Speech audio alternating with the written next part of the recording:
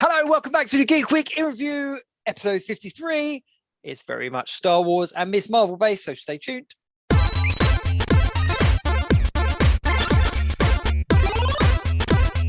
The Geek Week in Review.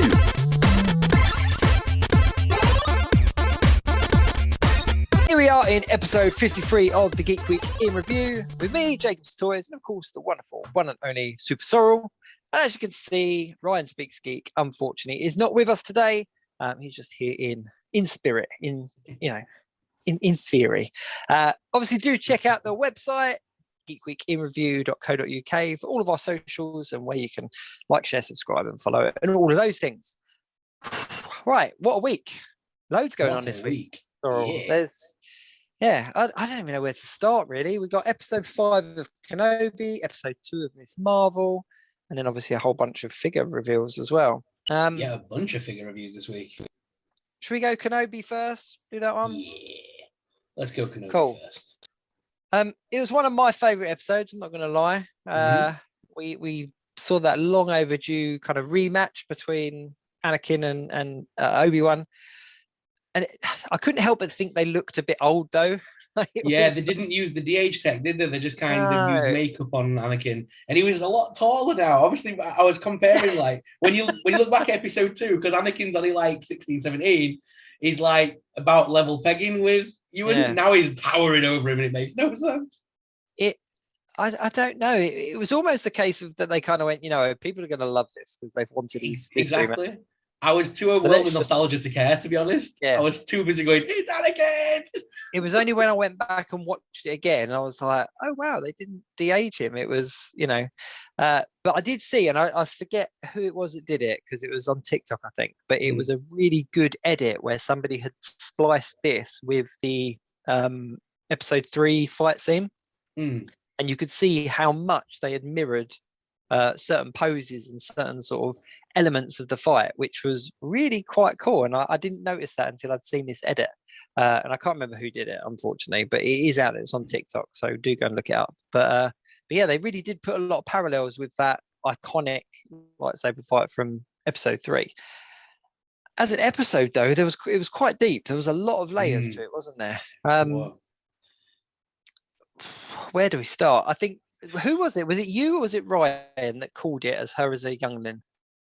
Oh, me, I said from the beginning, she's going to be one of the younglings that was approached by Vader and was saved by Vader, which basically she was, wasn't she? She was, that's where she came from. It had to be for the story. It made a lot of sense, didn't it? And when I saw it, I was like, oh, who was it? I know it wasn't me, but one of them said that. one of them said it.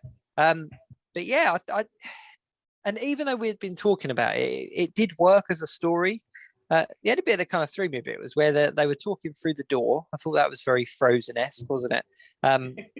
But she was chatting away in front of all them stormtroopers, like just giving it up, wasn't she? Like giving up that information. The stormtroopers, because that's happened before in Star Wars, though, where like Vader and like in the Force Unleashed video games, Vader used to speak very openly about killing the Emperor with Starkiller, and the stormtroopers wouldn't react to that, and then he'd be killing him in the next scene because he's trying to, because they were attacking him in the next scenes. It made no sense, but no. I think it's just rank, isn't it? They just obey rank, basically. Whoever's their commanding officer tells them to do what they're told. All in line. Probably out of fear of being murdered by one of the Sith. So yeah, but I liked it. I thought that her kind of picking at certain bits. I thought Reva and Vader's fight was very cool, and Vader really kind of established himself as that big bad in this episode, didn't he? Because I think for the younger generation, at least for kind of like our kids' age, Vader's he's not got that kind of history of like, we kind of grew up watching those films and understanding how he was this big bad guy, but for my son at least, he's not seen Vader as Vader really, apart from like Rogue One. And I think that this episode really did kind of establish him as this is the guy, this is the one to watch for. And it's funny you mentioned Force Unleashed, because the whole kind of Star Killer grabbing the ship with the Force, it was again straight out of the game, wasn't it? But that bit was brutal. The pulling it down, ripping the sides out. Yeah, I can't. The one thing that I didn't like about the episode was that basically Ewan McGregor used her and left her to die. Obi-Wan didn't. That feels very out of character for me. They seem to be setting up both of them taking on Anakin together, which I would have liked. And then obviously they could have done that grand reveal of the Grand Inquisitor coming out during that fight to even the odds, and then them having to escape. I thought that could have been cool, but just leaving her to get murdered felt a bit not Jedi. Well, I suppose she had it coming. She tried to stop him so many times and kill him. So, but I think maybe I don't know how it would sit with a Jedi or with an ex Jedi. I don't know what he really kind of identifies as at the moment. But I don't know how it would sit because she was so adamant that she was going to get revenge, wasn't she? And her whole life has been building up to this one moment. So was he actually doing her a favor by? Because he did say that line, didn't he? That he's bringing him to her or something like that. Did he see it that he was doing her a favor, that he was doing, Yeah, I half expected when when he was doing the thing and he pulled the ship down and the other ship set off. I half thought you were going to see Ewan McGregor still stood there at the end of it, like he still stood there after that ship had flown off with Leia on it. And like he told that other guy to make sure she gets home while he deals with this. I thought that's how it was going to play out. But it was no, she's now. And saw. Go on. I say, and Reva's now got the communicator, so she can, and she knows about Luke now on Tatooine. Obviously, Uncle Owen. That calls back to the very first episode when she was confronting Owen, so she knows who Owen is. Oh yeah, good shout. I forgot about that. That calls back straight to episode 1, so she knows exactly where Luke is. Yeah, she knows who Luke is now, technically. Yeah, that's a really good shout. I forgot about that part. Oh, yeah, because that was because he kind of covered for Obi-Wan, didn't he, at that time? But yeah, I mean, we've got one episode left, and I'm not sure on the runtime. I've not seen a runtime. So some sources are saying 90 minutes, but that's based on the cinema release, which has got a Q&A portion attached to it. So I'm not sure whether that's the runtime of the episode or the runtime of the event. But a lot of people are saying a 90-minute runtime, but we'll have to see. But there's been no official word from Disney. If that was an episode and a Q&A, the episodes average in between 40 and 60 minutes. 60, aren't they? So that would leave half hour to an hour Q&A. I don't know. I'd like to see an extended episode as the last one, just because I think there's a lot of potential stories we need to find out. Like, I still don't understand how he's going to go from where he is now to episode 4 version of Obi Wan Kenobi or Ben Kenobi. And is there going to be a season 2? Like, this is what I'm worried about. I hope this doesn't become a cash cow and we keep kicking it, because it was cool. It was cool seeing them back together once and reviving this storyline for a bit of nostalgic episode 3 value. Now that we all love the prequels, it's good to see them back. But I wouldn't like to see them constantly trying to tell these stories of Ben in the desert all the time, because that's just going to get very dull very quick. It needs to round up, I think. I'd like it. I think I've said this from the beginning. I'd like to see the Ben story tie up and leave him in that cave, ready, looking over at Luke, and then we see more of the Inquisitors and Vader in a Vader spin-off series with Hayden Christensen attached to it. Yeah, they could keep the story of Reva going, trying to escape the Inquisitors. They could keep that and run that right into Rogue One and run that into Rebels territory. Yeah, where we know it's going anyway. Because I was really racking my brain, and Star Wars fans don't hate me for this, but Darth Vader doesn't know about Luke in the films, does he? He doesn't know about Leia either. No. The Leia bit I remembered, but I couldn't remember whether he knew about Luke. Nope. And I was like, I haven't got time to go back and rewatch to see. But my what I remembered was that he didn't know about either of the children. So I'm not quite sure how. Isn't it the Emperor that tells him in episode 5? Isn't it the Emperor that tells Vader? It's something it's Anakin's son, and that's obviously when we find out he's Anakin.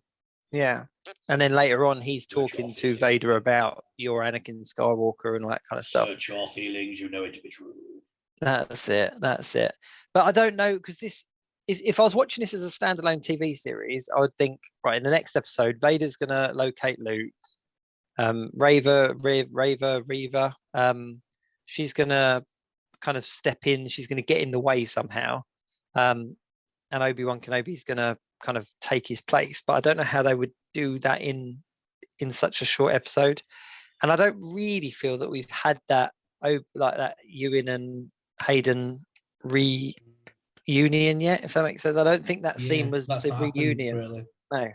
I want to see him as Darth Vader. I want to see the mask come off and him be in that black suit and stuff. But I don't know.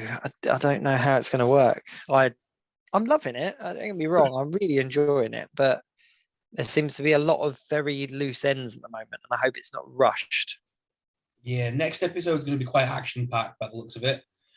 Ewan McGregor's got to get from where he is now to... Well, no, because he doesn't even know that Reva's got the communicator.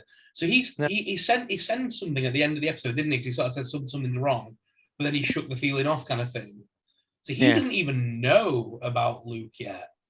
No. So maybe something else is at play, and we don't. And this is going to be the Luke Skywalker style reveal for this series. Maybe somebody else protects Luke from Reva. Well, we haven't seen Ice Cube yet, have we? He's still not appeared yet. But is he actually in it?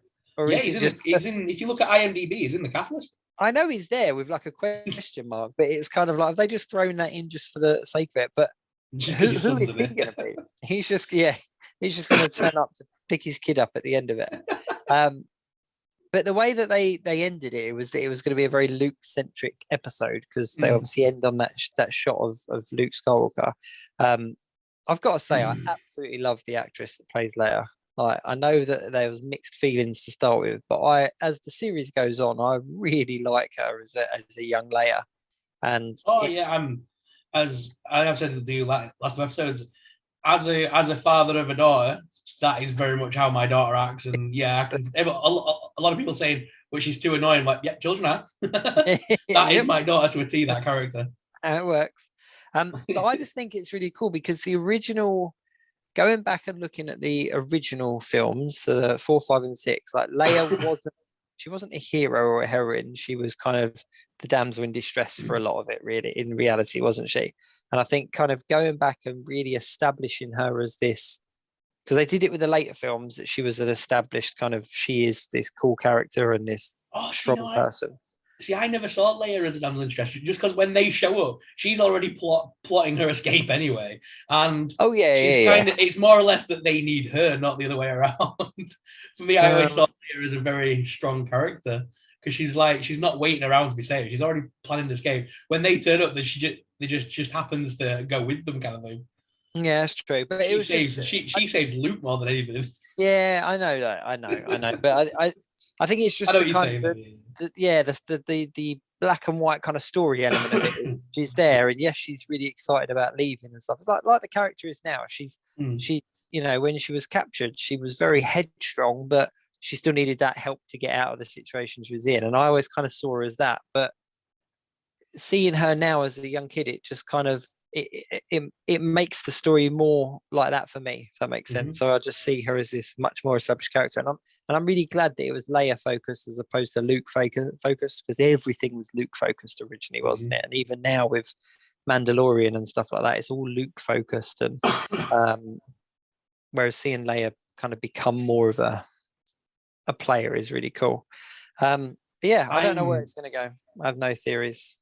Just on the Leia and Luke thing.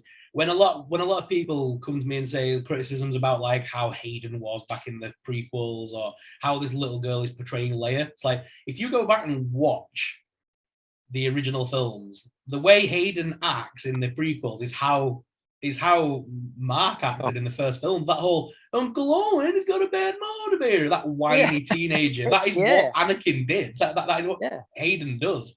And I think same with this little girl. She's definitely watched the films, because she's got that head tilt, and the kind of the way that Carrie Fisher delivered the lines, she's kind of got that down. Oh yeah, she's very much mimicking Leia's like speech cadence and everything. Yeah. Oh, she's fantastic. I really do think she's fantastic. And even just in this last episode where she was kind of like the whole thing about the vents, and she was like, no, I can do it. And then the way she was kind of doing the dialogue to herself in there, and then kind of saved the robot thing and the droid. Like it was just, she's an enjoyable part of it all. But I had the droid. Can we speak about the death scene of the droid? What was his name? I can't remember what his name is. Ned. Ned. Yeah. Ned. thing. Why is it that Star Wars has this way of making us feel bad for the androids? I have no idea. His death scene was amazing. It was beautiful. It was like Saving Private Ryan. It was just so, it was all slow mo, and it was just that. I mean, both of those, like, it's Talia, isn't it? Talia, yeah, she's like to see her and Ned, like both of them, kind of sacrifice at the point. I was glad that we had a loss, that we had someone that we could, because I really started liking her. I really liked the kind of rebel element of her character. And to have that loss element and kind of be like, yeah, we're losing these characters here. That was quite moving. But yeah, what is it? Why is it that we get choked up about droids? Like, it's really like he's just dying in front of her, just slowly like going down bit by bit to save her so she don't get shot to hell. Like, and then the power. But and even there in that particular scene as well, like that was the kind of Obi Wan Kenobi we wanted, where he's just taking all those stormtroopers out, and we need to see that Obi Wan Kenobi against this Vader.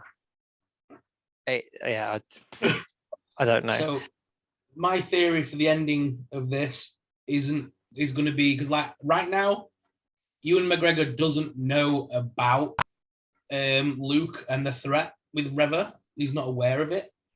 And why would she go after Obi-Wan again when she's after Vader? We now know her true motives. She doesn't want Obi-Wan. No, really. She was using Obi-Wan to get Vader. So I'm trying to work out in my head where the story could go, and I'm wondering whether we're going to get a reveal of another character that takes Reva out, or continues her story elsewhere somehow. And they've mentioned Quinlan Vos twice now in this television series, and he's the only one that they've not brought to live action that I know is a fan favorite. So could we see a live action debut of him? There was a bit of a theory of he was one of the Jedis in the tank, because one of them looked a little bit like him, but I don't think that they would do it dirty like that. I don't think they'd kind of go, yeah, here's your fan favorite in a tank. He's dead. Yeah, because he was very much he was with the Jedi Order, but he was very much like Qui-Gon. He was a part of the Order, but he wasn't a part of the Council, and he didn't always agree with the Council decisions. So for me, he's a very much like a Rebels kind of character. He could fit in very well in the universe, the building. Yeah. Or are we gonna get that Qui-Gon ghost, like Force ghost? God, we better not get a ghost protecting a child. That you know. Imagine Revan coming to kill Luke, and then he just rocks like, you cannot kill him. Not in a Ghostbusters Afterlife style kind of Egon, but I just mean, like, are we gonna get that final scene where I think Obi-Wan Kenobi connects with him in the cave, and we see him like he's that? Well, at the very beginning, Obi-Wan was disconnected from the Force. He wasn't. He connects to the Force during this whole program. He's got stronger again in the Force by using it. So I think the last bit of the series is going to be Obi-Wan sort of with the Jawa in the cave bit. Jawa's going to disappear after he gives him some parts for wherever he's building, and then you're just going to hear. I think you'll just hear Liam Neeson's voice, just sort of like Obi-Wan. It'll be something very simple. I don't think you'll see him. I think you'll just hear his voice reaching out to Obi-Wan. Yeah, that'd be a very easy way to do it, wouldn't it? But they have got to have their Luke Skywalker moment. It's kind of it's expected now. It's almost that's becoming the Star Wars version of the MCU after credits cameo. Like it's kind of who's the big person that they're going to bring in. I don't know. I think that if I was to hesitate a guess, I think that the Reva character is going to go after Luke. But like you say, something's got to happen that doesn't involve Vader. Yeah, because she's not anywhere else in the story. And the fact that Vader can't know about Luke, and it would be very odd to then have Vader go back to his childhood home to see his stepbrother, who's got a random kid there now, and Vader knows Padme was pregnant. It would it's too easy for him to tie it all together. Yeah. So Vader cannot be a part of that scene, but we still need a pivotal Vader versus Obi-Wan moment. This is why I'm saying that there seems to be a very two cross paths right now, and I'm not sure who's going where. But where is it that Obi-Wan's headed now? With all the people, Obi-Wan's with Leia, isn't he? They were dropping those people off, and then they said the Ice Cube said the O'Shea Jackson Jr. said he would take Leia back to her father with Obi-Wan. They're going to go return her. So they're going that way, and from what it implies is that Reva's going to Luke. So like you say, that Darth Vader can't go to Luke, but he's going to have to go where Obi-Wan's going, which will give us that duel. And then essentially, if we are going to get the Luke Skywalker cameo moment, it could be stopping Reva killing Luke. Yeah, that could work. And then Obi-Wan comes full circle, comes back. Liam Neeson cameo, boom, done. Obi Wan Kenobi rounded up and finished. It wouldn't surprise me if they do a season 2, just because they've all been quite, or the pair of them have been quite open in like Celebration and various other interviews, saying how excited by the franchise they are now, knowing how much their work meant to people. Yeah, they're only really finding out now how much people love them, aren't they? Like they've said that quite openly in interviews. So I wonder whether they will be kind of like, well, yeah, we'll do the fan service and we'll give you a bit more kind of thing. But I think the power would be in this just being a really solid standalone thing. And there's been quite a few creators out there kind of throwing shade at the series, and a lot of the episodes being slow or what. And that makes me sad. I think as a whole thing, with any of these Star Wars shows, you have to look at it as a whole property. Yeah. Yes, we're being released episode at a time, but the whole story is only is a strong unit in itself, as opposed to picking it apart one by one. It's the same as if you were to take a movie and break it into 6 parts. Not every part of that movie is going to be amazing. Like we're going to have the weird car chase scene in episode 2. Where we're chasing down a changeling. Then you've got to have those moments in a film to keep it going. Same with the TV series. You have to have these little moments to keep the thing going forward. So I'm all for it. I think it's been a good series. Yeah, I've really enjoyed it. I don't need to back the HasLab lightsaber. I'm not enjoying it that much. I think it's only got like 1,000 people backing it. It's all right now. It's a difficult one. It is a difficult one. I think they would have done better if they had gone for something Darth Vader-ish. I don't know. What do you think the last week's reveal is going to be for Black Series? Because obviously we get the weekly reveals. Do you want to hazard the guess? I think it's going to be the character we haven't seen.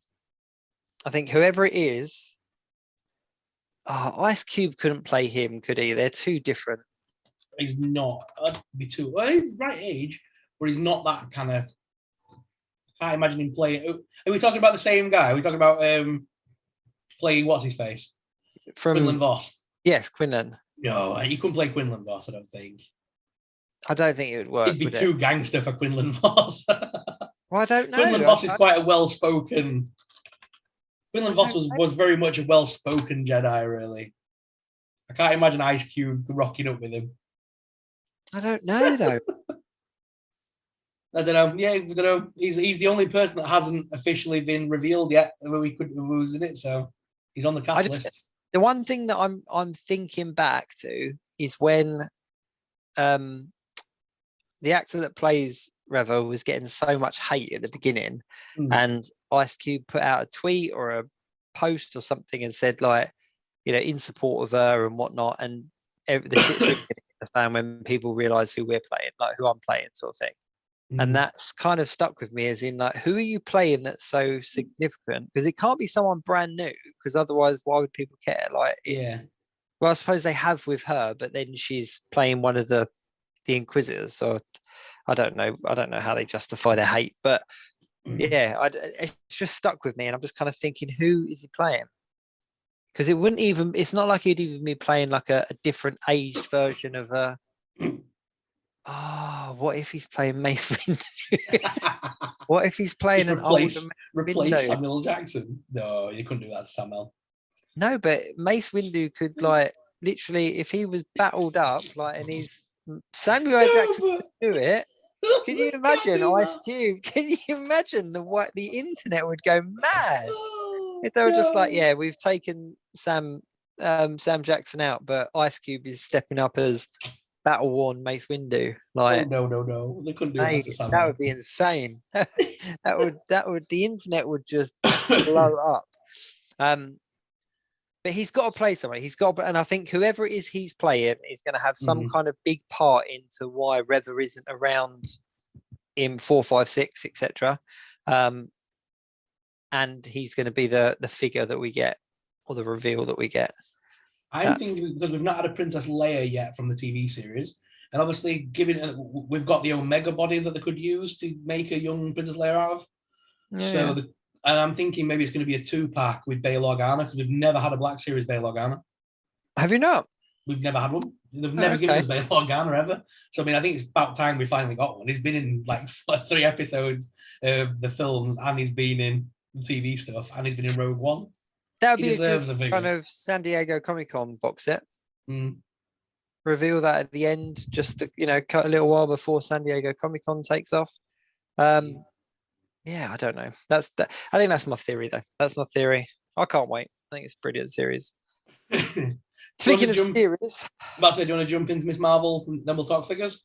I think we've got to. It's incredible. I'm enjoying Miss Marvel so much. I didn't think I was going to enjoy this thing, but it's keeping me entertained all the way through from start to finish. You know what?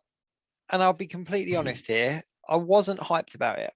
No, and that's not for any particular reason or hate or anything like that. I thought it was fantastic that we're getting her, and from the comic books the comic books I have read with her and stuff, I was like, you know what, she's a cool character. She was my favorite part about the Avengers game that came out recently. Like, I literally played it for the Miss Marvel kind of storyline, but I wasn't hyped about it. And I think it's just because we had like Hawkeye, and I'm a massive Hawkeye fan. We had Moon Knight, I was a massive Moon Knight fan. Even to the extent of kind of She-Hulk, I was like, there's enough properties in that I was excited about, with like Bruce Banner and Abomination and the rumors of Charlie Cox and stuff. And Miss Marvel was kind of just in the middle. And I was like, I'm not overly hyped. I'm excited, but I'm not overly hyped. But I was the same about Loki. I was like, kind of, I'll like it, I'll enjoy it, but I'm not going to kind of count down the days.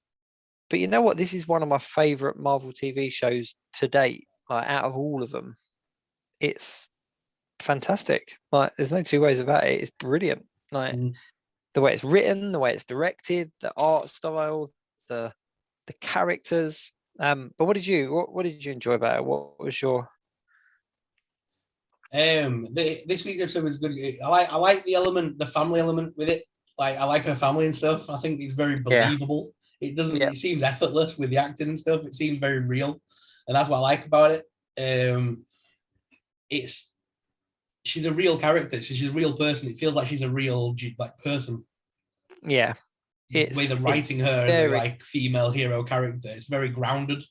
Yeah, and it's very authentic. She's not an actor trying to pretend, like trying to portray someone. She really is. She seems to be that person, putting so much into herself. When you see her on red carpets and interviews and stuff, like, the passion and the enthusiasm is just there. And and I love the Muslim element of it, and the they're really kind of highlighting all, like, they had Eid, didn't they? That it was about that celebration, and all elements that I don't know about, but after the episode, seeing creators who can relate to certain aspects of it talk about their cultural representation in elements and significance of particular things, like, I feel like I'm being educated at the same time in a weird kind of way, without that sounding too funny. But I'm just loving it, and I just, the bottom line of it is, it's a Marvel superhero show.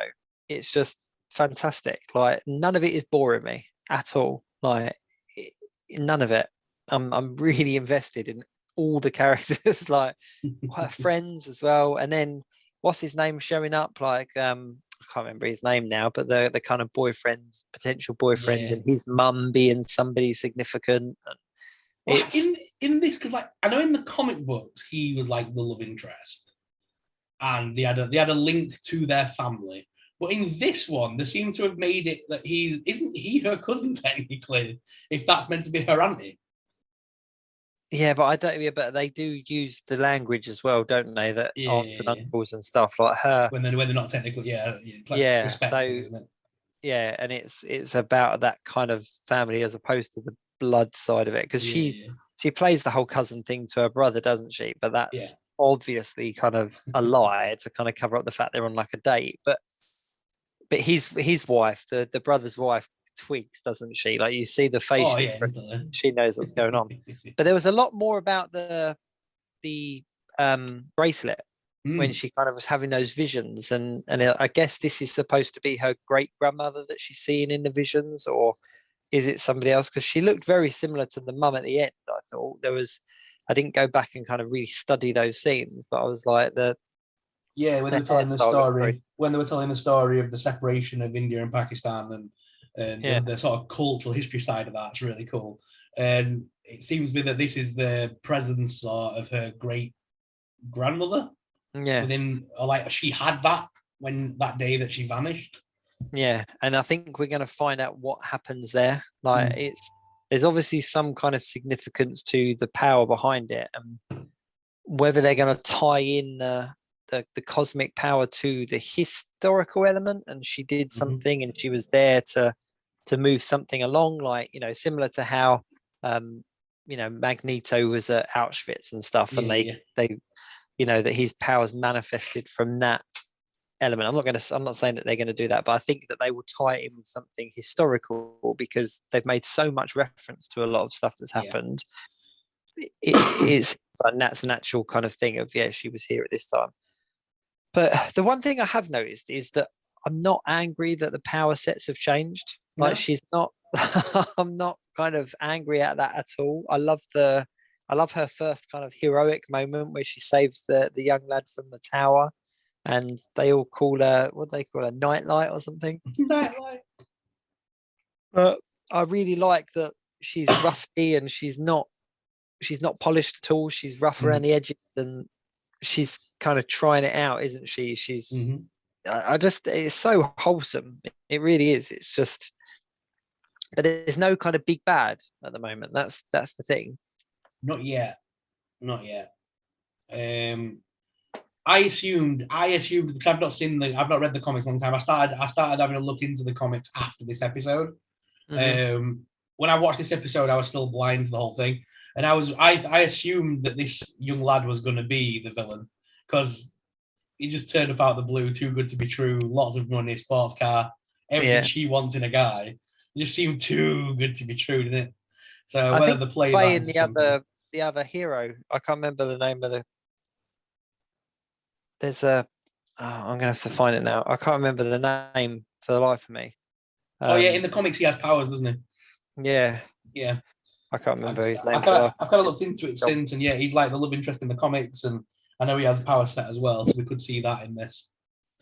The funny thing is, they don't have to put a big bad in this for it to work. I don't think. No. They could really do something completely different and make this genuinely just an origin story without any real threat, because they all follow the same pattern, don't they? That he discovers your powers, kind of learns how to use them.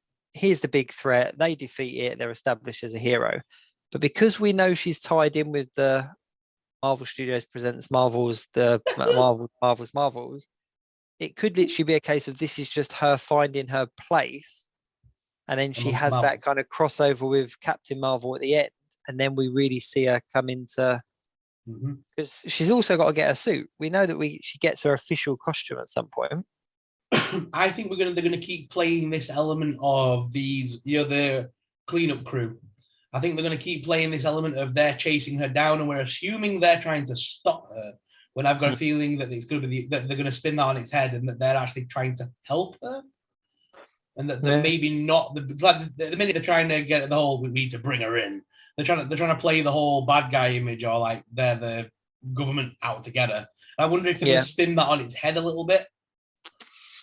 Yeah, and like they're actually trying to stop her from using her powers wrongly, and that's when they introduce her to Miss Marvel, who then teaches her to use them. Maybe. Yeah, because you've also got Monica Rambeau as well, who's out there as Marvel, and you've got. I always forget about Monica Rambeau. Yeah, but there's definitely going to be a Captain Marvel cameo or some kind of crossover. It's got to happen. Just as that stepping stone between the films. And she's also talked about where Captain Marvel's been. Actually, Kamala Khan was talking about that she disappeared before Endgame, or she disappeared after Endgame, and I think they've got to kind of establish something. But I love everything about it. I find it really enjoyable to watch, and just it's it's almost like going back and watching those original movies and sort of seeing these characters be painted on the screen for the first time. Yeah, I think it's great. I think it's going to do really good things. I think she's really going to be established as a big player in the MCU, because we've not really had any of them come out, have we? Like, she's going to be the future team that I think is going to be made up of all the newer, younger characters we've slowly seen being built up.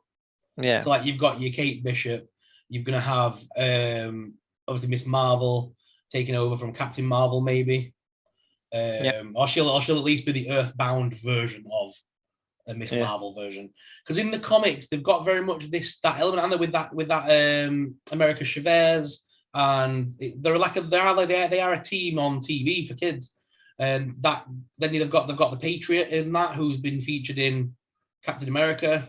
Yeah. They're slowly bringing them all in bit by bit, and they're all from that TV series. I can't remember the name of it. There's like a cartoon in there for kids with Spider-Gwen, the only one that we're missing now. And don't Wonder Vision's kids featuring it at some point as well? So they fit into it from the Young Avengers standpoint, but they were never featured in the kids' TV show, as far as I'm aware. Oh, are they not? Oh, okay. No, they're not in the actual kids' TV show, Wiccan and Speedball.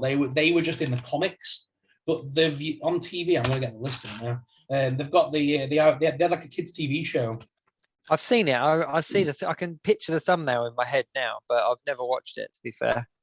Because Kamala Khan's got a big part in that as well. Yeah. But she's just very...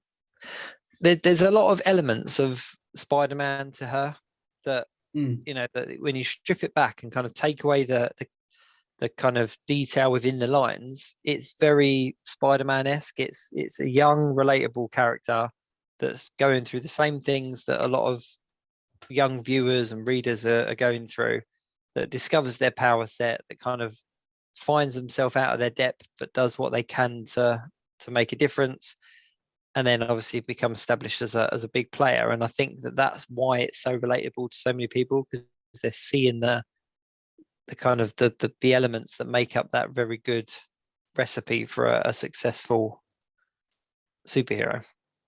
Yeah, so the other characters in that, so you've got Miss Marvel, Squirrel Girl, Quake, Patriot, and America Chavez as the main cast listing. Then you have like Lockjaw appears it quite regular, who we've now seen Black Bolt in the films. Lockjaw could very much appear. Captain America Steve Rogers as old Captain Steve Rogers as well. He's a matured Rogers in this one. And then it's all about the Kree Empire and the remnants of Iron Man's like tech suits being fallen into the wrong hands and stuff like that. And that seems to be where they're headed. That seems where they're headed in the TV, in the film stuff as well. Yeah. Like the whole Kree technology and things like that. They're going down that road, aren't they? Because we get in the Secret Wars and Secret Wars. Scroll thing. Is it called Secret Wars? Yeah. Secret Invasion and Secret Wars. That you've got those. That's supposedly that's going to be the next big Endgame-esque crossover kind of mark for the MCU. I think the problem that they've got, problem's the wrong word, but the original MCU with Iron Man and Thor and everything, everything from day dot was building towards Endgame, essentially. Yeah. So people were kind of getting on the conveyor belt and coming along for the ride. And the problem they've got now is that they've got all this content going out, but nobody can see the bigger picture yet, because there's not enough of a hint. And there's definitely a plan there. Yeah, those characters that are now in this are the ones that are in the kids shows that the kids are like, they're the newer heroes. So it makes sense to start plotting them in now, because they're going to be this generation's version of what Thor and Hulk is to us. Yeah. If you think of it that way, this is the next generation of heroes. And I'd be curious to see what kind of contracts these people have signed, like how long they're tied in for, because we knew that Robert Downey Jr., Chris Evans, we knew they had like a 6-movie contract or something stupid, so we kind of knew how long we were going to be seeing them for. But I've not seen anything about those. I've not seen any talk about how long these people are signed up for. No. But they're definitely, because like when Kevin Feige and that was saying about the X-Men and stuff, he said that a long time down the line, didn't he? He wasn't saying they were coming next. So I mean, I think he's still. I think there's still plans at the moment for the scrolls and all that kind of stuff still to happen. Yeah, and they know that they've got, like, because you've got Fantastic Four, you've got X-Men, you've got the potential of other Spider-Man properties. Like, they've got some aces up their sleeve for the next kind of phase or the next phase after that. So with what they're doing now, they can kind of play the field a little bit in regards to, right, let's not give them too much information, let's drag this one out, or let's let them guess and stuff like that. But as far as Miss Marvel goes, I'm happy to see her for as long as they want to keep her going. I think she'll be a really great one to see. Like, can you imagine her at full potential? Like, because she's not at the moment at all anywhere near it. She's very, it's almost like party tricks, isn't it? I'm wondering whether we're gonna see any kind of multiversal links or anything in this one. Yeah, because we haven't, have we? We've not had it yet. We're still in that phase of the multiverse kind of being a thing in Marvel. So we didn't have it. We didn't have it in Moon Knight either, or in Hawkeye. Moon Knight kind of was a mind cluster of its own, though, wasn't it? Talking really about gods and the undead, and it was already kind of a minefield. Talking hippos and all sorts. Yeah, no, they haven't, and Hawkeye wasn't. That was kind of very grounded. So, you know, if you look at special, it's what Hawkeye the Christmas special, you mean? Yeah, Hawkeye the Christmas. It's forever the Christmas special to me. The Marvel holiday. But when you look at the kind of, you know, you talk about the teams that you're establishing. So Kate Bishop's kind of story, if you like, didn't have any links to Loki, Doctor Strange, Moon Knight, any of those kind of properties. And then you've got another series like Miss Marvel that's going along a similar kind of, you know, we're establishing these characters, you're seeing who they are, because we're going to put them all together in something, or they're going to work towards something. Somehow. Yeah, but no, I'm loving it. I'm all for it. I'm happy. I don't know how many episodes there are. I've not looked. I've given up on looking at how many episodes there are of things, because I'm just kind of like, I'm just going to enjoy it. I'm just going to enjoy it till it goes on. Yeah, and we got Doctor Strange coming to Disney Plus as well, haven't we? On the 22nd, I think it is. Yeah, how I don't understand this, right? So Morbius came out at the cinema. He came out before Spider-Man. Spider-Man's been and gone and now on DVD and Blu-ray. And we've had Doctor Strange, and Doctor Strange is coming to Disney Plus, but yet Morbius isn't even on DVD yet. No, you can. I think you can order it now, and you can get it on a digital copy now on Amazon Prime for $9.99. But yeah, I was looking good. I still haven't seen that film yet, so I'm like, it just seems mental that it's not out yet. I think it's going to be in my next week's viewing. I think I'll get a digital copy and just give it a shot. But I don't. They put it back in the cinema as well, didn't they? They gave it. Really? I'm sure they gave it the first time round. No, I'm sure they did. And there was all this joke about a sequel and that, because it's just. Oh dear. I just don't think it did what it was supposed to do, and I think that's just Sony standalone. Sony Marvel films do not hit the mark. They just don't. They kind of miss the mark. And I think the exception is Amazing Spider-Man with Andrew Garfield. But again, you go back to when they came out, there was so much hate for those films that, yes, they grossed a lot of money, and yes, they had a fan base of people that liked them, but there was so much hate for them.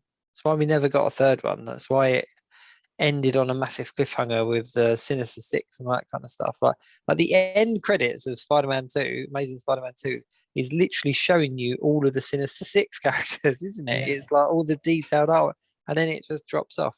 But yeah, I don't know. I don't know how it works, but yeah, I know it's definitely on digital download now. You can definitely watch it on streaming sites, and I'm sure I read somewhere that they was going back into the cinema. They were trying to. I could see them doing it. They were trying to capitalize on some kind of viral tweet or TikTok or something like that. and they put it back in the cinema. But Spider-Man No Way Home's going back to the cinema as well, isn't it? That it's like that deserves a cinema second round though. I'd pay for that again. But it's the different version. It's the more fun version or something like that. Like I don't know what it is. I've not looked into it properly, but is it like when Deadpool had a Christmas special, but it was just the second film brought down? I think so. I think they just kind of put more of the bits that we all loved in, but I don't know. I haven't looked into it enough. I just know that there was talk of it going back into the cinema. But that was it for the shows that we talk about. You're not watching The Boys, are you? No, I'm currently on season 1 of The Boys. I have started watching it. Yeah. It's mental. It's very mental. Mate, it's insane. It is insane. And it does get better. It gets much darker. It does get better, but it's a good show. But I think it takes a certain type of person to really enjoy it. If that makes sense. Like it's not everybody's cup of tea. I like the fact that they're trying to be squeaky clean heroes, but clearly they're just not. They're all just horrible people. Oh, they are. They are well all done. Just horrible people. And it gets worse. It gets worse. I'm enjoying Keith Urban's sort of gruff, character. Butcher. Butcher's brilliant. I like Butcher. Butcher is fantastic. He's my favorite part of the whole show. He's just such a cool character. But it's just even now in season 3, it's scary how close they get to sort of completely ripping it out of the modern superhero genre and the characters and the kind of situations and scenarios. And there's just like the Deep is in season 1, isn't he? He's in there from the beginning. The Aquaman-esque kind of character. The stuff that they do with him, like it's so unbelievable. Like the stuff they do with him. And see, what I want to is just save the dolphin, and it's just gone flying through a window, and he got stopped by the police. That is, and he genuinely really cares about fish and animals and stuff, but then he's also like weirdly turned on by them, which is just really, really wrong. But it is good. It is good. Just keep an eye out for the Seth. What's his name? Seth Rogen cameo. He cameos in season 1, and then he comes back in season 3 because he was a big person behind getting it made. He was petitioning for a film to be made originally, I think, and then was a big part of the kind of team behind getting it there. But yeah, I love it. I absolutely love it. So that's the other thing I'm watching. There isn't really anything else, is there? Miss Marvel and Obi Wan Kenobi. And what have we got after this? So Kenobi finishes, and then we've got a bit of a dry spell, haven't we? It's not. Miss Marvel's going to be still running after Kenobi's gone. And then we got Thor at the cinema, obviously, in a couple of weeks. Yeah. Everyone's dying for that. Okay, schedule. Don't really say. It's not a lot. She-Hulk's not out for a while, is it? No, not a while. Not for a while yet. And no, it's all the other stuff that they're kind of introducing. There's nothing Marvel or Star Wars related. It's all like How I Met Your Father and all these kind of things that Disney Plus are putting out. Yeah.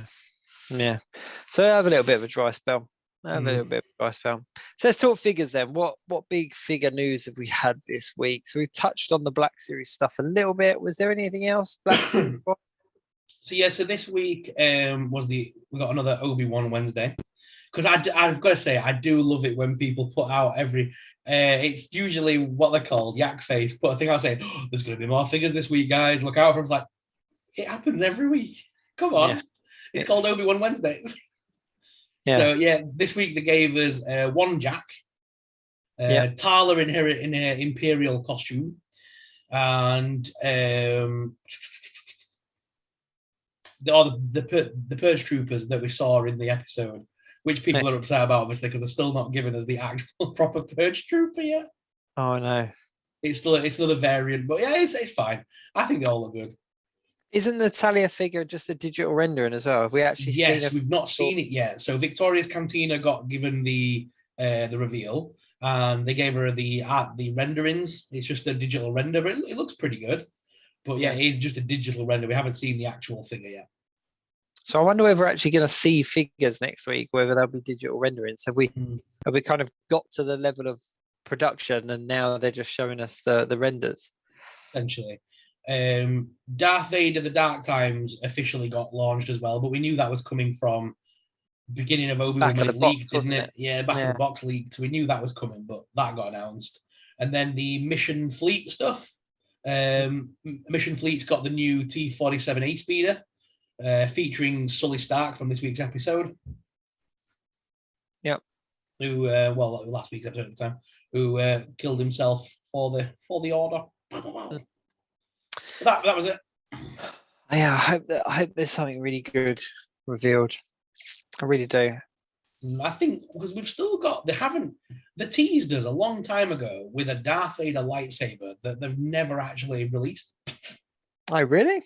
They talked about it months ago. And then they put out the Obi Wan Kenobi saber, and then they did the HasLab project. I'm wondering whether they've not put the Vader one out because of the HasLab project. They don't want people to just go, I'll just get the Vader one. Oh, right. Yeah, that makes sense. But they sort of spoke about it a while ago, and it's never come out like to fruition of on order or anything. It's just been a concept. But I think with a lightsaber, and Darth Vader's not technically used his lightsaber yet. No, well, he used Reva's, didn't he? In the last episode, he just used Reva's half. That's what I was trying to figure out how to word. A Darth Vader lightsaber for me would have been a more logical HasLab project to do, but we haven't seen him use it. So how do you do that? Yeah. And the fact that they've not made it spin, they've missed a trick there. It should have been spinning. But yeah, I hope that they put out something really big. I hope it kind of ends on a really big, here's the merch, here's the things. San Diego Comic-Con's too close now. They've got to surely put out some kind of San Diego. Well, they're going to be at San Diego Comic-Con this year for the first time in 4 years. Yeah. So they might be saving a lot of the reveals for that. I think that's why we're not getting PulseCon this year. Let's be honest. Yeah. If they're plugging all their money into San Diego Comic-Con. It was their alternative, wasn't it, to San Diego? It was their alternative because they couldn't go out. But they've just made that, I don't know, because they've just made that big space, haven't they, for them to do the live streams from? They've been filming a lot of content there and reviews and things. Because I've noticed that the Star Wars team have started doing their own reviews. Yeah. Have you noticed that? They put out 3 and 4 minute videos. Yeah, I have seen that. But that works though, because I think that the format of revealing figures, and it works on the Marvel element, it works on all their properties really. G.I. Joe's done it, Star Wars done it. I think having those online reviews as opposed to waiting for cons to just drop loads of stuff works. I'm gutted that they're not going to do another Hasbro con or a PulseCon, because it was our way of really getting involved and being there at the front line of the action. Regardless of being invited to the fan wall stuff, but actually just being able to go, I log on my phone or computer and I'm there. Whereas the San Diego Comic-Con, it feels like I'm waiting for secondhand information to come through, which is a pity. But it's San Diego Comic-Con at the end of the day. There's no arguing it. Let's be perfectly honest. But yeah, Hasbro are going to be there. So if they're going back after a couple of years, they've got to go back with a bang. Let's be perfectly honest with you. Would love a display unit and stuff. I'm hoping they do what they did, because if they took anything from Celebration, Hasbro team didn't really have a live stream, did they? Or they did, but they didn't show it. No, which made zero sense. So I'm hoping they've took a learning from that, and at least if they do San Diego, they actually put a stream out. That would be helpful. That was missing as a toy collector. I missed that having the stream. Yeah, no, I completely agree. But yeah, like I said, I think that maybe the layer 2-pack would be a good 2-pack to have. There's not really any vehicles apart from the camel thing that Obi Wan Kenobi rides at the beginning. There's not really any vehicles or sort of ships that are specific.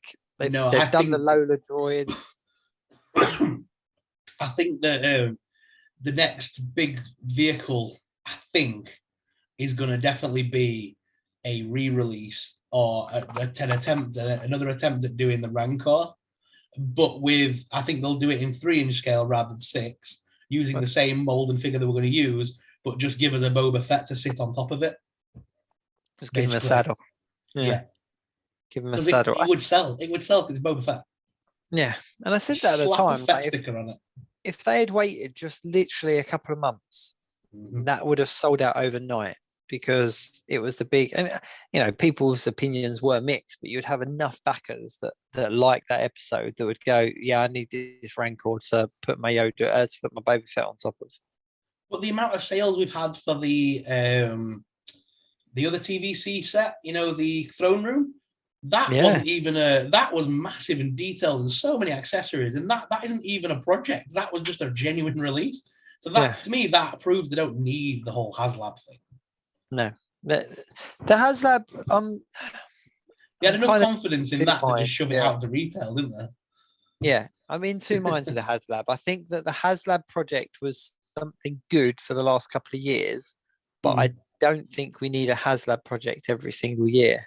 No. I really don't. It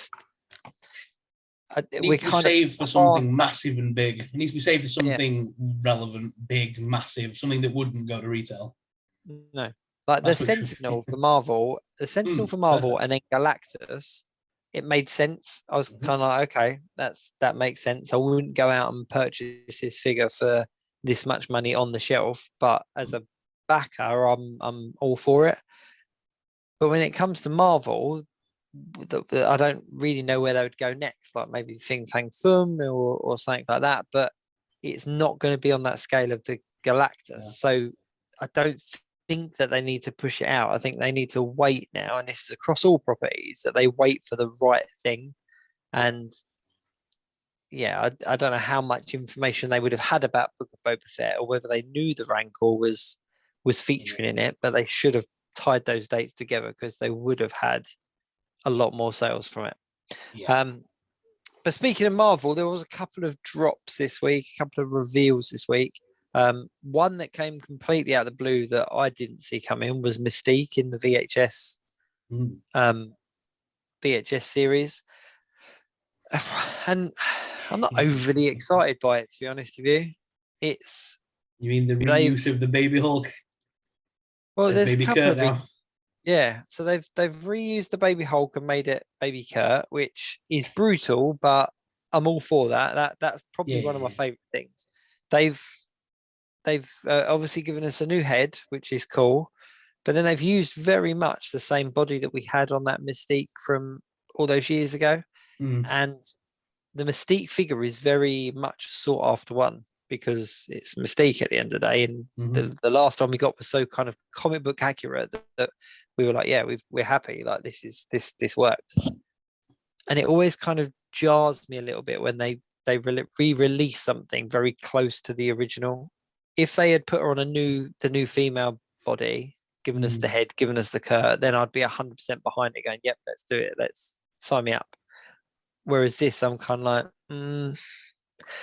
like out of all the VHS ones I've got, Jubilee was my least favorite, and Jubilee just felt like very much a repaint of the one I had with better head printing technology. But it's cool. I'm glad for collectors that have been looking for a Mystique. I'm pleased that she's going to be readily available.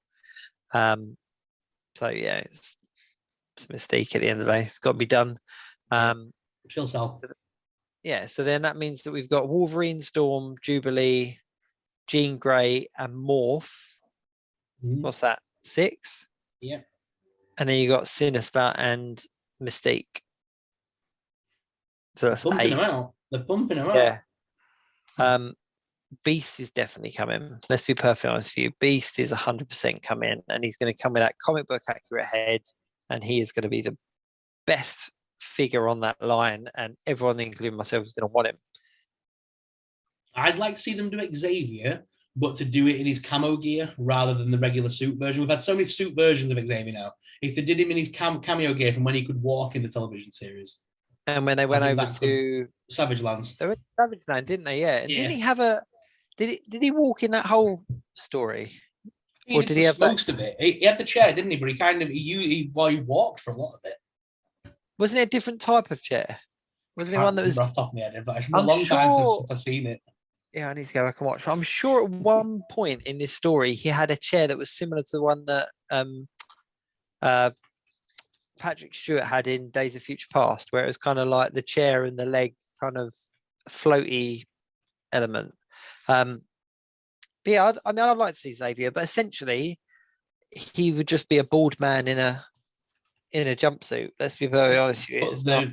The whole concept of this line is re-releases anyway, just with a restyle of paint. So I mean, rather than give us, because I think they're going to save the green suit, bald heady version in the yellow chair. I think they'll save that for a live action, what do you call it, version, Patrick Stewart version from the films. So it doesn't seem daft to then give us it again in the animated line. So at least by giving us the camoed version of him, at least, or like his green jumpsuity version, that at least gives you a different option. Yeah, no, that would work. I could get behind that. The other reveal, again, another one that just kind of came out of nowhere that no one, well, I say no one saw coming. It was one that has been predicted and talked about for a number of months now, but it was the Mr. Negative from the PS4 game. A 2-pack with the Inner Demon, which is the henchman, essentially. And I was... Again, I was kind of in two minds. Like, don't get me wrong, I will get it. There's no two ways. I'm not going to not get it. But this game came out a long time ago. Like, there's other characters I would have rather had, like some of the villains from Miles Morales, or even just some of the other kind of more staple villains, because they've given us 3 masks in this set, along with the Inner Demon, which essentially means you need 3 suited bodies to display all versions of it. And surely no one's going out and buying like 3 of these box sets just for the suited body, because it's the same as the Logan Wolverine suited body. It's the same size and everything. But yeah, I mean, it's one of them ones where I was kind of like, okay, that's cool, and of course I'll get it. But to be fair, isn't Mr. Negative just the Deadpool suited white body? Isn't it just the same? It looks that way. White? Yeah, I haven't looked in a huge detail to a huge amount of detail to see whether it was the same or different. But a suit body is a suit body. We got so many. So many. Yeah, so he's not going to be the Happy Hogan is too big. I'm having a look at them all now. The Tony Stark. I'm assuming the Deadpool white suit, because it's already white anyway, and then just slap a white tie on rather than the red tie. Yeah, that's essentially, I mean, even down to the shoes and everything, it's the same. Arcade was another white suited one, but that's a different shape altogether. You've got the J. Jonah Jameson, that's the kind of, it's the suited jacket but buttoned up.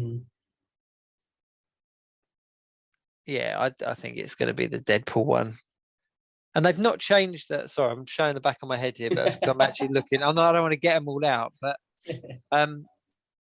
yeah. So you've got kind of three main different suits. So you've got the buttoned up jacket, which we saw on the movie J. Jonah Jameson. You've got the open jacket that we've seen all the way back from Tony Stark all the way up to the more modern figures. And then you've got the Happy Hogan, the kind of hench one. And then you've got no, sorry, tell a lie. There's 2 more, which is the Xavier from the movies and the Logan from the movies, which again are a slightly different shape. But I think we're going to be looking at the standard Deadpool, like you said. Yeah. I think there you go. I'm back. I haven't got a cabinet of just suited figures, believe it or not. They're all spread out. But yeah, I wasn't overly excited. I would have been a lot more excited a couple of years ago when that game came out. I customized a Mr. Negative. I've got him. Actually, you know what? I used the Deadpool suit for it. I literally used the Deadpool suit for it. Yeah. I painted the shirt black, the tie white, and did him a head and hands. But yeah, I've literally used the Deadpool suit for it. So there you go. Done it. Been there, done that. But yeah, he looks all right. He's not, not a big deal. And I got these guy in now as well. Did you see this one? I put a review out for it. The first of the windowless packaging. Dun, dun, dun. It's all right. It's not. It's a box Because at the end of the day, I don't like. It really does not bother me. I was As an out of box collector, I'm really not fussed how they turn up. It's just I get told. I was the same. I was kind of, it's cool. And I know it's different in America where they go out and physically choose a figure, but for us in the UK, we don't even get a choice of which one we get off the shelf. We just get them boxed up by Comics and Cocktails or whoever. So for me, it makes no difference. No, it's I think any kind of pre-order you do, because as well and I'm pretty sure this is the same in the States, but when you've got a pre-order, you can't send the figure back because of a paint defect or because of and the funny thing is as well, and this is name and shame a little bit here, but I got a figure from one of the retailers and I didn't realize that one of the limbs was the same, so I had two right limbs on it as opposed to a right and a left. And I contacted Hasbro and I contacted the retailer, but both of them said it was the other person's responsibility. And I was kind of like, you know what, I don't care enough to explore this, so whatever, like we're good. Like it's but so we don't really get a choice anyway. And but with that said, so this is a pretty, as far as kind of paint deficits go, I was worried about this figure because it's black with white painted on the top. And there's a lot of line work on it, and there's Spider-Man eyes. And I had zero complaints about the actual paint app. Like it looked how I expected it to look. I can't find any blemishes or any deficits or anything like that. So I was kind of like that. That to me gives me full faith in this as a way that they're going to give the figures out, because with a figure this difficult, I thought that there'd be a lot of kickoff about this, but no, it was what it was. But I don't know why we've got it so early. It's not supposed to be out till December. Like, that's a ridiculous amount of time early. Like where I put a couple of videos out and that, the amount of messages I got saying, "Oh, how did you get this? How did you get this?" It's like, I pre-ordered it. I didn't do anything special. Like, don't think that I'm like, I'm not rubbing shoulders the wrong way with anyone. Like, this is literally just a pre-order, and lots of other people got it at the same time. But that does bring me on to quite a good point. I don't know, because you're not pre-ordering anymore, are you? You still? Nope. I'm still literally just buying them as they arrive. This is the dark times, if you want to talk dark times, Darth Vader. Like, this to me really is the dark times, because although we are getting a lot of product, the pre-order element of it is messed up. And for the first time, I've really found it difficult to stay on top of the budgeting element of it. And one of the reasons why I stopped, because I could once upon a time when Marvel said this is coming out in August, this is September, this is October, and Comics and Cocktails would back that date up. If it arrived a little bit sooner, fair enough. But now we're talking, this isn't coming out until December 2023, and it arrives in 2 weeks' time. You're like, you can't budget for that anymore. No, and it's one of them things that one of the main questions I get asked by people is kind of, how do you afford it, or how do you do it, and stuff like that. And I'm like, you know what? There's two really key things in my opinion, and that's have an understanding or an acknowledging partner. It needs to be somebody that don't ever try to hide it. If you try to hide it, it's not going to work. Don't ever. I wouldn't win this many in a raffle. Let's put it that way. When people talk about like, I just tell them I'll win it in a raffle. Well, if I was winning all this in the raffle, my wife would just be like, get a lottery ticket for God's sake. So have an understanding partner or supportive partner, and also budget. Also make sure you know what you're getting and when you're getting it. And if you can't make it fit in that budget, whether that's a month, a year, a week, or whatever it is, then don't get it. And for the first time in a very long time, it's very, very difficult to stay on top of that, because as you say, I mean, this isn't due out until December. So in my little spreadsheet, I've got this guy's coming out in December, so I'll budget for him then. And then you get an invoice. This is ready to dispatch. Please pay us £30, whatever. And the prices are all going up. So it's so it is new price hike. With the new price hike, I don't think I'd be able to continue with as many lines as I had going. At one point, I was collecting Star Wars, Marvel, G.I. Joe, Power Rangers. It's like, Jesus. Yeah. They're all like 30 quid a pop now. I was the same. Minus G.I. Joe, I was Star Wars, Power Rangers, and Marvel. And Marvel was just my bigger collection and my kind of initial first collection. So I was kind of like, right, I'll stick to Marvel, and I shaved the others down. But yeah, you just couldn't. You wouldn't have any money for anything, would you? No. It would just like, even if you had a lot of money, it would still cost too much. Even if I was doing Marvel and Star Wars right now, I think it would be too much. There's too many releases just randomly turning up right now. Like whole waves of Marvel are just turning up at once, plus a load of box sets. It's like, I could not keep up with that now. There was one time when I can't remember what it was. I think it was shortly after PulseCon when a load of stuff just kind of appeared. And it just kind of appeared, and it wasn't due out for ages. And this one was the first one for quite some time where I was like, wow, that's really ahead of the curve. And it does worry me because the Beyond Amazing Spider-Man line, the drop for all of those are at a very similar time. So they've got the whole bunch of them all coming out at a very similar time. And it's quite a way in the future. So if they do drop all of those early, it's bad news potentially for a lot of collectors. And I feel bad as well because, there are some collectors that can't afford to pick up full waves or can't afford to pick up more than 1 or 2 figures a month. So if they're budgeting because they're picking up 2 figures a month, and they've spent their month's budget, and then you send them a pre-order request or a balance request, whatever, 2 months ahead of what they were expecting, then they're not going to be able to budget. Yeah. But then that also throws into the mix some difficulty with retailers, because if they're putting their projections on how many pre-orders they've got, and then people are dropping these pre-orders because of them coming in early, that could have a knock-on effect to some of the smaller, more independent retailers. For the first time, I had to do it to Comics and Cocktails, and I sent them such an apologetic email because basically during lockdown, Super 7 said they were doing the Disney line, if you remember. And yes.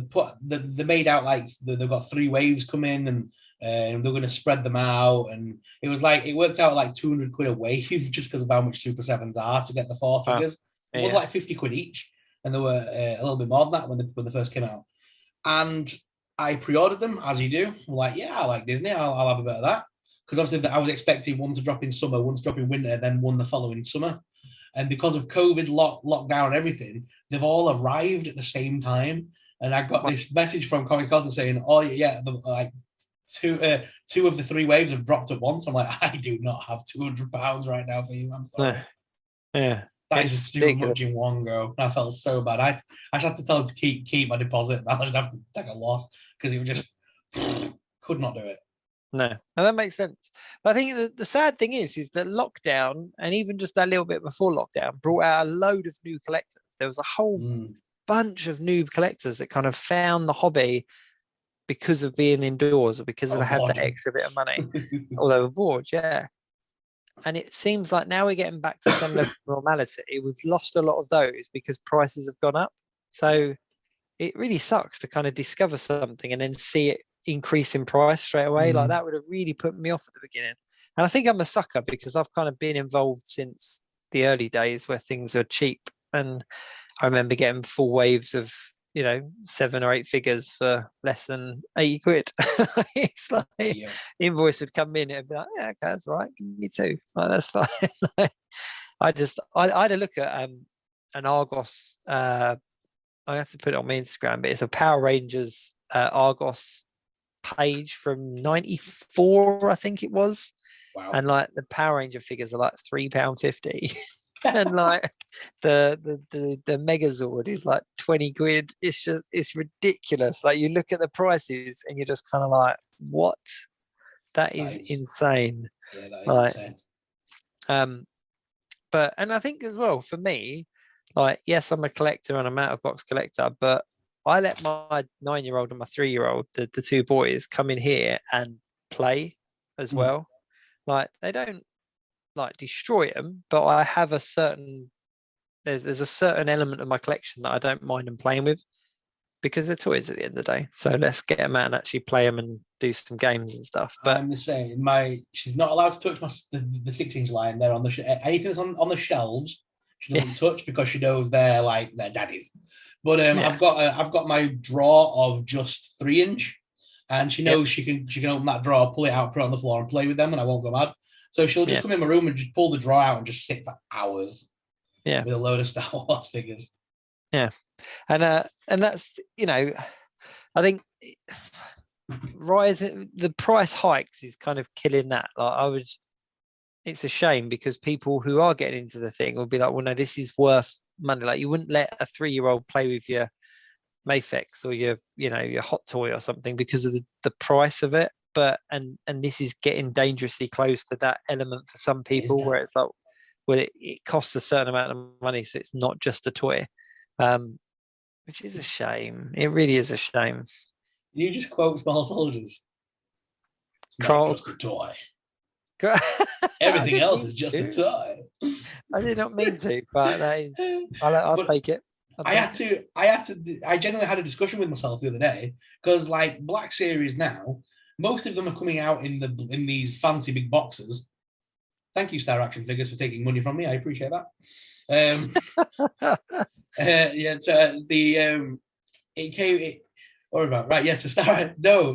start again. Black Series. They're now starting to come in these big boxes. They're all being charged about 30 quid a pop because they're giving you a few more accessories, and they're now deluxe figures. That's 30 quid. When the SH Figure Arts versions of these figures come out, to pre-order, they're only 40 or about £43 to pre-order with Comics Cocktails. Yeah. That's dangerously close now to where I'm thinking, do I go with the standard Black Series that's looked the same, felt the same for over 10 years now, and they haven't really changed much? Or do I go for this all singing, all dancing Japanese import that's got ridiculous amounts of articulation? Yeah. That's my thing now. And like I think they've just run out. I think BK is going to be the next SH Figure Arts one. I'm looking at it going, might have to pull the trigger on that. And then I know it's a rabbit hole then, but I'll have to give up Black Series, which I love. I've collect the most of. I think it's one of those kind of really dodgy, if it's not broke, don't fix it kind of things. But the consumer is expecting more. And that's the sad thing is I just think, with a price hike, I understand production costs and stuff like that going up, but there are certain elements of prices are being pushed on certain things. Like it's even like this one, the box is smaller, there's less packaging. But at least with Marvel Legends, you get spare hands, you get spare heads. Yeah, Black Series, you very rarely get a spare head or a hand. This one has one set of alternate hands, which are the thwip hands, and 2 bits of pretend web. That's not accessories, and there's no Build-A-Figure piece in it, bear in mind. So it's not like it is literally just that Spider-Man, another set of hands, and 2 bits of those web that was that an exclusive one. I think is that why it's not got a bath piece? Because it just seems odd to have a single release. No, it's that one. It's the it's from that line. Okay. Yeah. So, but essentially, I feel that what I've paid for is the box because obviously it's got the little logo up here and it's got the Beyond Amazing logo. But apart from that, there's nothing else different about it. But it's just part of that Beyond Amazing line. And I just think back to kind of the Infinity Saga wave, but the specials that they did and stuff, and it wasn't that much more expensive. But do you think Marvel Legends will go the way of Black Series and start giving you more single boxes like that? Because I've noticed with Black Series, it's very hard to find someone who sells the waves now. Everything's single packed. Yeah, solid cases are now a thing, and we're losing out on buying a wave. And I just wondered how long it would be till Marvel start doing it. This could definitely be the test because they're doing it. Oh, okay, we'll do it like this because it's the Beyond Amazing. But if they really sell, then there might be somebody in an office somewhere going, look, we made this much profit on these figures without this piece, and let's try it again. So start removing all the bath pieces and then just release the bath as a deluxe figure later down the line. And the problem is a lot of the builder figures that we are getting, they are re-releasing as deluxe figures. Like, could see them phasing it out. It'd be a shame because I think that's something that's really unique about the line. Yeah, it's something that they've done since. I think the Build-A-Figure pieces, if I remember rightly, came in at about 2004, 2005. So they've done this kind of Build-A-Figure element of the figure line right from those Toy Biz days and right from the beginning. And I think it is something that a lot of other figure lines have tried to copy, like WWE figures have tried to. Star Wars never have, though, have they? No, Star Wars never. The old 3¾ inch, they did the droid factory ones for a while. So 3¾ inch would give you a piece of a droid in every one in the waves. Then you have to collect the wave to get the droid, basically, that you would build at the end of it. Yeah. So they tried that in the beginning, but WWE have started doing it, and they've now realized what Marvel do, because it took them a while to cotton onto it. Because they used to give like a couple of spare heads and things that you could use on other bodies, but now they've started doing it where it's like you can build Mr. McMahon, say, and each one has a different component. It's just like Marvel now. Yeah, and there was I did see like the referee or something like that, like just a generic kind figures that you kind of would want in your series, but you wouldn't buy them. Man, like if they made a Jerry the King Lawler or something, I mean, like the commentary version of him, you wouldn't buy that. But it's Mattel, isn't it, that do the WWE figures? Yeah. If I was a CEO or something there, I would say, right, do it and make the Build-A-Figures generic people, and then essentially the more figures they buy, the bigger the audience gets. Like, how cool would that be? If you build a stadium, essentially, you know. But no, I really enjoy the Build-A-Figure element of Marvel Legends, and some of them are real hits and some of them are real misses. Like my most recent Build-A-Figure I got was the controller, and it's not a particularly great Build-A-Figure. He's up in the corner there, but he's a unique character that they wouldn't do as a single card. I can't see that coming out. And the one that I've just had arrive is the Bone Breaker from the Reavers. And that I'm really excited about because he's half a tank. Like, you know what I mean? He's essentially half man, half tank. Like, and he goes with the other kind of Reaver figures that we got. So some of them I do get really excited about, but others are a little bit like, I'd rather have had another figure in the wave. But I think if they took that element away, I would be disappointed. But to put it into perspective, just having a look at my boxes and stuff, look, that's the amount of leftover Build-A-Figure pieces from figures that I've not finished or not finished, because I have finished every single Build-A-Figure I've got, but where I've bought an extra figure or something like that. Extra buffs and stuff. So it is a lot of plastic that you kind of end up with. And the shame of it is that a lot of us will buy the same double of a figure, like a hand ninja or a particular suit or something like that. So we all end up with the same Build-A-Figure pieces, and very rarely are you finding somebody that wants to buy them. But I've given more away than I think I've sold when it comes to Build-A-Figure pieces. But when I first started collecting, I had no interest in the baths. It took me a while to get into the baths. No, so I used to buy the whole wave and then sell the bath pieces to make money back. I did as well. But that was, again, back in the day when the full wave wouldn't be that much more than the Build-A-Figure price. Yeah. So it'd be a case of, you know what, I'll buy the full wave. I'll have the 6 or 7 figures, whatever it was at the time, get rid of the Build-A-Figure, and I've essentially paid for itself. It got to the point where people knew that I would like when the Sauron wave came out, I sold my Sauron within days of it coming out. So people, I think someone paid me like 70 quid for it, which is insane. Yeah, when you think about it. And like the Gladiator Hulk, and they're worth a fortune now. But I didn't care. Yeah. I didn't want them. I kind of reviewed them, and I'm like, I've got no space for this thing. It's huge. No. Like that Sauron's wingspan was massive. Oh, I know. I've got him down. I don't know if you can even see him. He's in like that cupboard down there. That cupboard down there. But I've had to kind of attach him to the side, and kind of he's doing like because he's just huge. But he's one of my favorites. Like some of them are awesome. Like some of them really are quite cool. Like the Ursa Major one, for example. I love the big bear that finishes off the team. The Sauron that you mentioned is a really cool one. Gladiator Hulk actually is one of my favorites. The Lizard as well. The Lizard's one of my favorite ones. I got really annoyed.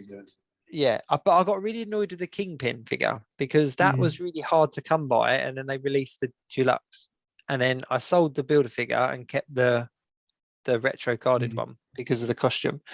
But then you get some really mad ones like Sugar Man. He's a really cool one. And he's a random one though, isn't he? Oh, he's so weird. Yeah, looking. That was the time when I was sat there next to my wife and I was putting it together, and she was like I glanced over, I looked over there, and she's like this. What is that? And I just kind of held it and I looked at it. I questioned my life choices, and I went, "It's Sugar Man." She was like, "Oh right," but it just full conviction. Yeah, Sugar Man. But yeah, I wouldn't want to see him get rid of Builder figures. I'd be really disappointed if they got rid of it. But there are so many lines now that, you look at the VHS, you look at the special editions, you look at the retro cards that don't do Builder figures. It does feel like they're testing the water a little bit.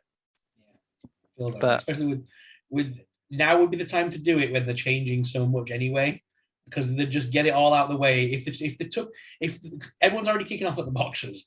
If then they decided in 6 months' time to remove a bath piece, people would just go mental. Whereas if they just pulled the Band-Aid off now and did it, people would get over it faster, because we've already had the lines had a massive change now. But you know what? And I said this in my video, in my review video, but when you look at the size difference in the box, like it's quite a significant size difference, like you can see here. So where does the Build-A-Figure piece go? Like it doesn't fit. Yeah. And the other thing as well is the insert. I don't even know where I've got it, but the insert to the card is like a cardboard insert, and the pieces are all in it. So yes, there's space for a Build-A-Figure piece, but if it's a standard kind of leg or an arm, where you'd put like a torso piece, like you think about it, you got your figure, the figure's kind of positioned in the middle. Like where does the torso piece fit? So I do wonder whether we are at the stage where it's the beginning of the end of the Build-A-Figure. With the new boxes, has the tray still got a like artistic insert on it? So like when you look at like the insert for the Guardians box, it was purple with the Guardians logo. So is no. any of that inside now? Is that gone now? No, it's literally all gone. Like literally, I used to collect. I remember I used to just save, because I get rid of my boxes, but I used to just save the inserts because they were good for photos. Yeah, I've solid got backgrounds and stuff. I've got a handful. Yeah, I did keep a handful, but I'm just seeing what ones I got. But yeah, I've got a handful that I did save. But yeah, that's gone. That is completely gone. So it is literally just a shell of a cardboard box with a cardboard kind of brown inlet. Frame. Star Wars. Yeah, and I don't know. Little cutouts and the rope ties are now made of them like string things. That's right. Yeah. But I don't know where they would put a Build-A-Figure piece. Really don't. So yeah, I don't know. It is a pity. But there's nothing officially announced, is there? There's nothing. No, it's not speculation. We've not even seen what they're going to do for Star Wars yet. Star Wars fans are obviously, like the TVC fans, are dreading it. Yeah. So I do test feel the waters with the deluxe ones, which do look okay, but it's not the same. It's not the same for the bubbles and the way people display them. And I do feel sorry for those inbox collectors, because I've seen some incredible inbox setups. It's not my cup of tea at all, but they're essentially cutting those collectors out of their market, completely cutting them out. And I get it. It's a global decision to waste less plastic and all that kind of stuff. But I always recycle my stuff. Like my binman know when I've had a couple of waves of figures come in, because all of a sudden I've got like 2 bags of plastic, like clamshell kind of packaging. More figures this month. Yep, here you go. Here's your plastic. So I think as long as you're recycling, and I don't know, let's not get into a big debate about the global situation. Was there anything else this week? Yeah, we'll just end on a bit more of a lighter note. Lego kind of announced that we're going to get the Summer Vacation Star Wars trailer this Tuesday. So cool. That the new summer adventure for Star Wars is coming. And I always like the Star Wars animations. They're always silly and funny. Yeah, I like all the Lego animations, to be fair. I think the Halloween one was brilliant. The Christmas one was good. So I'm looking forward to the summer one. See what they do with it. That would be cool. Darth Vader's on the image they've used. The Emperor and Darth Vader are in like string vests on the beach. Like you would. Like you would. Yeah. And there's like a Empire style surfboard at the side of them. That's awesome. That is awesome. And there's nothing else coming to Disney Plus, is there? There's no other. No, that's it for now. Random things coming. So in September, which isn't a million miles away now, will be the Disney Plus Day again. So we'll see the announcements, trailers, and all that good stuff of what comes out then. So that'll be September. That's not a year ago. Yeah, mate, it is already. Crazy, isn't it? That is insane. That is really insane. And I think that coincides with D23. And that's coming up very soon. So obviously we'll see a lot more news from Marvel, Disney, Star Wars, everything then as well. They double check the date on that. That's mad. I can't believe it's been almost a year. Well, what we got, July, August, it's a couple of months away. Yeah, so the D23 Expo is on September 28th. So yeah, it's over the same time. So you'll get the Disney Plus stuff as a part of D23. But D23 is it's like another big celebration, but for all of Disney properties. Yeah. So you'll hear stuff from Kevin Feige. You'll probably hear stuff from what's happening in Star Wars, and then of course a shed load of Disney stuff will release as well. Well, that's usually where they kind of give you the card of what's to come, don't they? I know. Oh yeah. This is where they do that thing where Kevin Feige comes out and says this is the next 10 years planned. Yeah, but I mean, Star Wars did quite a bit at Celebration, but I'm sure there's a few hidden gems that they've saved for Disney Plus Day. Oh, they will have done because it's all coming to Disney Plus, so there'll be something. I'm sure. They still didn't drop a couple of trailers. We're still waiting on the trailers for Mandalorian to officially drop. We've only seen the bootleg one. And Ahsoka as well. They did. Oh yeah, Ahsoka as well. Yeah. Oh man, that's really cool. Cool. Well, I think that's about it for the week then. I think that is the Geek Week reviewed. As they say.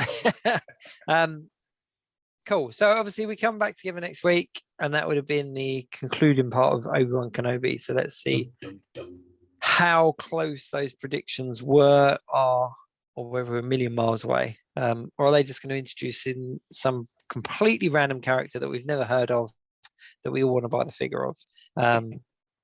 It even got me taking pictures of Darth Vader again, because I was just like, yeah, I've got to get him out. So, cool. Okay, well, I think if you've not got anything else to add, I've not got anything else to add. Ryan, have you got anything to add? Nope.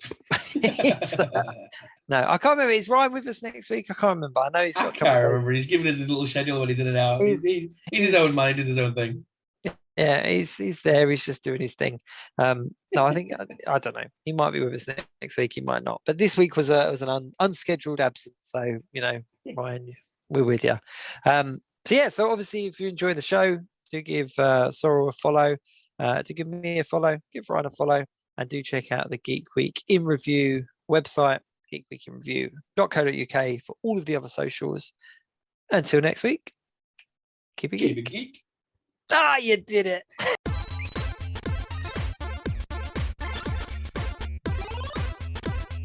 The Geek Week in Review.